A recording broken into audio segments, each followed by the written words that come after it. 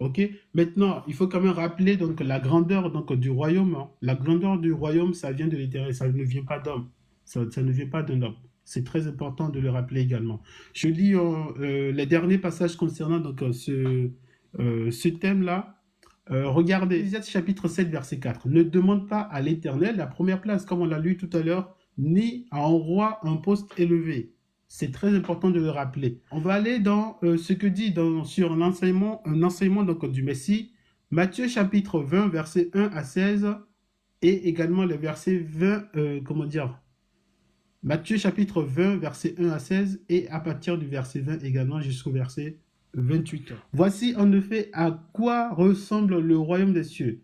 Un propriétaire sort le matin de bonne heure afin d'embaucher des ouvriers pour travailler dans son vignoble. Il convient avec eux de leur donner comme salaire une pièce d'argent pour la journée.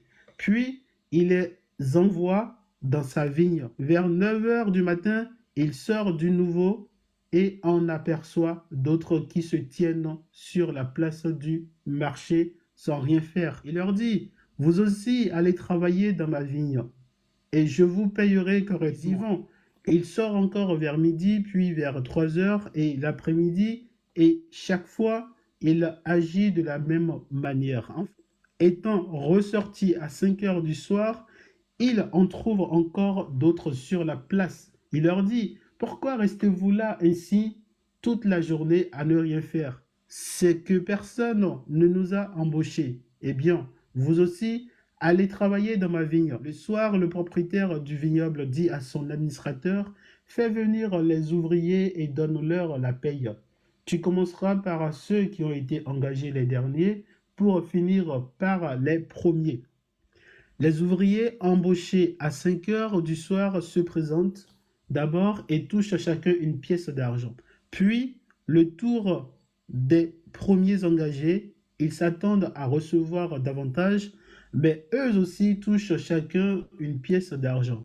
Lorsqu'ils la reçoivent, ils manifestent leur mécontentement à l'égard du propriétaire. Ceux-là sont arrivés les derniers, disent-ils. Ils n'ont travaillé qu'une heure et tu leur as donné autant qu'à nous qui avons travaillé dur toute la journée sous la forte chaleur.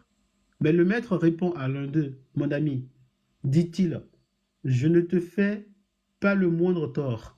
Une pièce d'argent, n'est-ce pas le salaire sur lequel nous étions d'accord?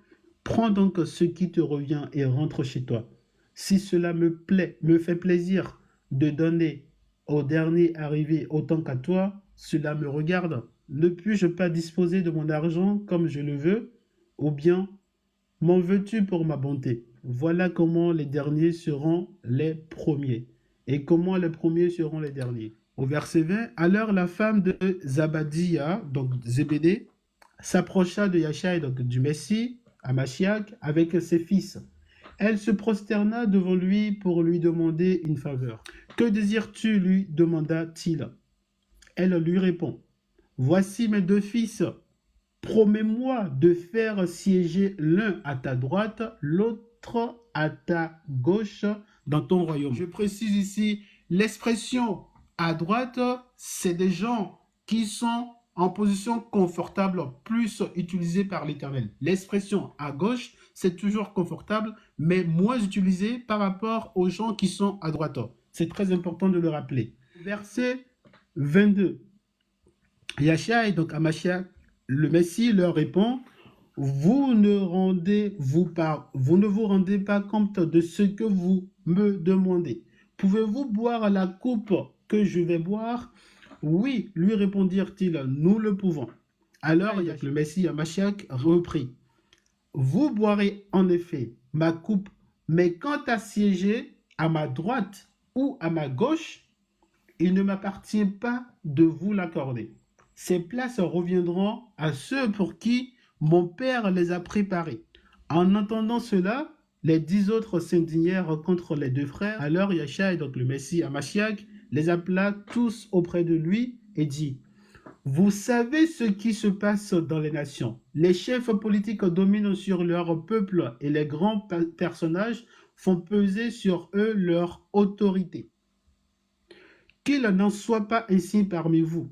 Au contraire, si quelqu'un veut être grand parmi vous, qu'il soit votre serviteur. Si quelqu'un veut être le premier parmi vous, qu'il soit votre esclave. Car de même, le Fils de l'homme n'est pas venu pour se faire servir, mais pour servir et donner sa vie en rançon pour beaucoup.